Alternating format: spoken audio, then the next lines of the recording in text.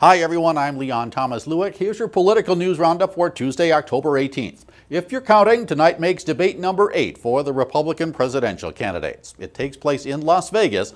Two of the candidates, Rick Santorum and John Huntsman, are boycotting in protest of Nevada moving its primary to an earlier date.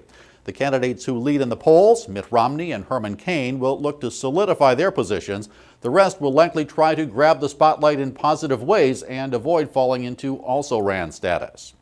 One of the states affected by and not happy with Nevada's plans for early primary caucuses is Iowa. Republicans there set their caucuses for Tuesday, January 3rd.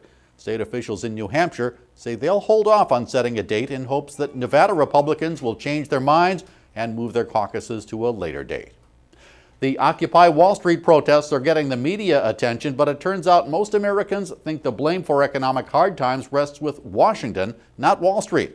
The Gallup USA Today poll shows 64% of Americans blame the federal government, 30% blame big financial institutions. The poll also shows most Americans are paying attention to the spreading Occupy Wall Street protests, but can't tell enough about what's being specifically protested to take a position for or against. And overseas, another show of U.S. support for the transitional government in Libya. Secretary of State Hillary Clinton landed today in Tripoli. She's the highest-ranking U.S. official to visit since dictator Muammar Qadhafi was driven from power in August.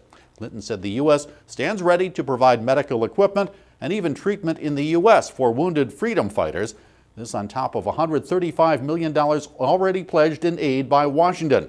Clinton will also urge the transitional government to not use any retaliatory violence against past Qadhafi supporters. That's your political roundup for Tuesday, October 18th. I'm Leon Thomas Lewick. Stay logged on to rttnews.com for more on these and other political and financial news stories throughout the day.